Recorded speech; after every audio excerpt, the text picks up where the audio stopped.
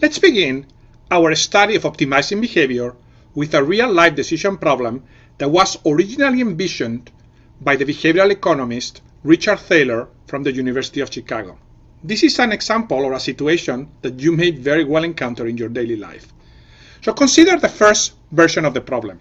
Imagine that you are about to purchase a jacket for $125 and a calculator for $15. As you're about to pay for these things, the salesman informs you that the calculator that you are going to buy is on sale at $10, but at the other branch of the store that is located across town 20 minutes away by car. Question: would you make a trip to the other store to achieve those savings?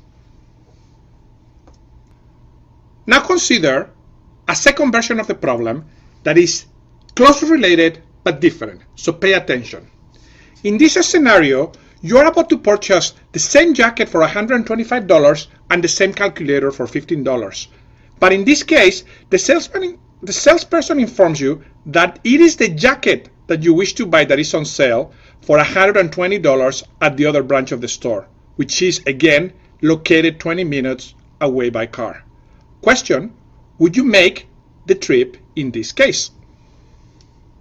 Now, if you are like a typical subject in Richard Thaler's experiments, you probably made the following choices.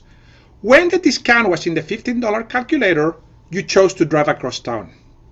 However, when the $5 discount was in the $125 jacket, you chose not to drive across town. When subjects are queried about the reasons for their behavior, they point out that in the first case, driving across town led to a large discount of 33%, whereas in the second case, driving across town only led to a discount of 4%.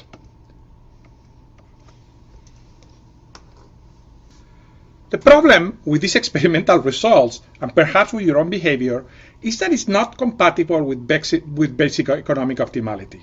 Let's think why. Let the variable C denote the total cost in dollars of traveling across town. This may include, for example, the cost of depreciation in your car, the cost of gas, and any cost of time or dislike of driving or traffic. Think of it as the absolute total cost. Then optimal behavior requires that you travel across town if and only if the savings that you're going to achieve in dollars exceed the cost of traveling across town. Whether, and this is the key idea, the savings come from a $125 jacket or a $15 calculator, doesn't really matter. The key is whether the total amount of dollars that you are saving is enough to justify incurring the total cost of traveling across town. That is how optimal individuals should behave in this problem. Unfortunately, is not how some people or many people sometimes behave. Please don't feel bad if you chose to travel across town for the $5 discount in the calculator, but not for the $5 discount on the jacket. That behavior is extremely common, especially upon first encountering the problem. The good news is that now that you understand the principles of optimizing behavior at work, you're unlikely to make the same mistake again. I chose this example for two reasons. First, it helps me provide very concrete motivation for how understanding the principles of optimization and optimizing behavior may help you in your daily life.